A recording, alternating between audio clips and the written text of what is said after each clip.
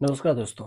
बिहार में विधानसभा चुनाव है और चुनाव होने से पहले कांग्रेस पार्टी को जो दो तीन राज्यों में हार मिली, महाराष्ट्र, हरियाणा और दिल्ली, बैक टू बैक तीन राज्यों में उन्हें हार मिली। अब इस वजह से चुनाव से पहले ही कांग्रेस पार्टी पूरी रणनीति तैयार कर ली है और हर राज्यों से जो प्रदेश अध्यक्ष हैं उसे हटाकर नए प्रदेश अध्यक्ष की नियुक्ति की जा रही है।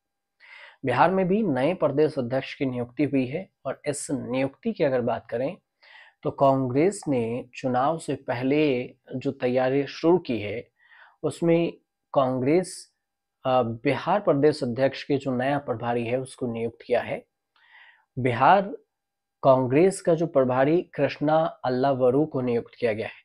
अब माना जाता है कि वह राहुल गांधी के करीबी नेताओं में से हैं और अब बिहार कांग्रेस की जिम्मेदारी चुनाव में कृष्णा अल्लावरू संभालेंगे।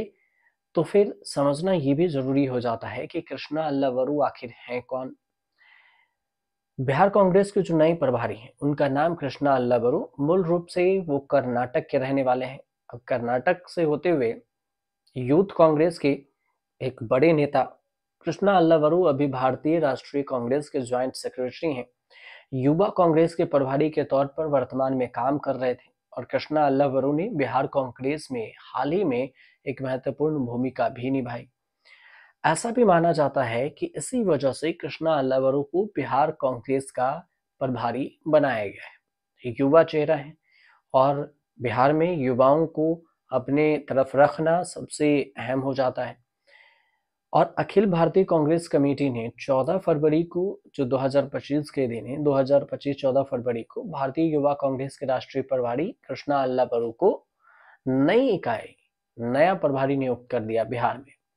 इसमें महासचिव जो कांग्रेस के हैं केसी वेणुगोपाल, इन्होंने इस नियुक्ति की पुष्टि की और आधिकारिक पत्र भी जारी कर दिया। कांग्रेस के जो शीर्ष नेतृत्व है उन्होंने बिहार कांग्रेस की पूर्व जो प्रभारी है मोहन प्रकाश, उनके योगदान के लिए धन्यवाद दिया। साथ में कृष्णा अल्लावरू की नियुक्ति से बधाई भी दी और थोड़े से ऐसे लगा कि बिहार विधानसभा चुनाव नजदीक है, ऐसे में अल्लावरू अगर आए हैं तो कुछ ना कुछ अच्छा करेंगे। अब इससे पहले बिहार कांग्रेस के जो प्रभारी थे मोहन प्रकाश, उनके नेतृत्व में कांग्रेस ने लोकसभा चुनाव लड़ा था। कांग्रेस को अपेक्षित सफलता बिहार में नहीं मिली और 9 में से सिर्फ 3 सीटें ही जीत पाई। कांग्रेस को सिर्फ 9 सीटें मिली थी जिसमें से 3 सीटें जीती। अब अल्लावरू नई दिशा में ले जाने की उम्मीद से उतरे हैं कि कांग्रेस पार्टी को ले जाएंगे। उन पर कांग्रेस भरोसा भी जताया और इसी वजह से उन्हें जिम्मेदारी भी सौंपी गई है, जिससे बिहार में आगामी विधानसभा जो चुनाव है उसमें कांग्रेस पार्टी की तैयारियों को मजबूती मिलने की भी संभावना बताई जा रही है। युवा चेहरा होने की वजह से युवाओं का भी अपनी तरफ आकर्षण होगा। और बिहार से पहले अगर देखें तो 2017 में जब कृष्णा अल्लावरू गुजरात के लिए काम किया करते थे तो उनके नेतृत्व में गुजरात में कांग्रेस को काफी फायदा भी हुआ था। तो इस उम्मीद से अब कृष्णा अल्लावरू को बिहार कांग्रेस प्रदेश अध्यक्ष बनाया गया है। तो कृष्णा अल्लावरू कितना लाएंगे, कितना कांग्रेस को बेनिफिट दिलाएंगे, ये तो आने वाला वक्त में पता चलेगा। लेकिन फिलहाल अगर 2020 के सीट शेयरिंग के फार्मूले पे नजर दौड़ाएं तो 243 सीटों वाले बिहार में कांग्रेस को 70 सीटें मिली थी। 70 सीटों में से उन्होंने सिर्फ 19 सीटों पर जीत हासिल की थी कांग्रेस पार्टी ने।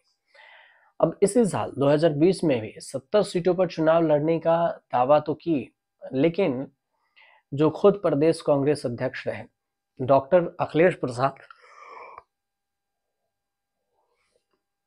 काट लेना अखिलेश प्रसाद 2020 के चुनाव में उन्होंने अपना दावा किया था, लेकिन इस बार चर्चा की भी हुई कि आरजेडी 40 से अधिक सीटों के पक्ष में नहीं है।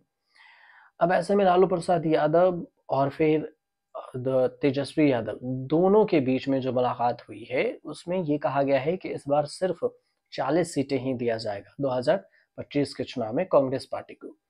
लेकिन कृष्णा अल्लावरू की नियुक्ति हुई है, अब वो जाके कांग्रेस पार्टी की तरफ से तेजस्वी यादव और लालू प्रसाद यादव से मुलाकात करेंगे। उसके बाद क्या कुछ समीकरण निकल कर आता है, 243 सीटों वाले विधानसभा चुनाव में कांग्रेस पार्टी कितने सीटों पर चुनावी मैदान में उतरती है और कितने पर जीत हासिल करती है, ये भी देखना दिलचस्प होगा। और सबसे बड़ी बात कि सीट शेयरिंग का फार्मूला क्या कुछ निकल कर सामने आता है। फिलहाल जो कुछ भी फार्मूला होगा और कितनी पार्टी जीतेंगी, सबसे ज़्यादा बड़ी बात ये होगी, क्योंकि उनके सामने एनडीए से नीतीश कुमार, बीजेपी की तरफ से मोदी।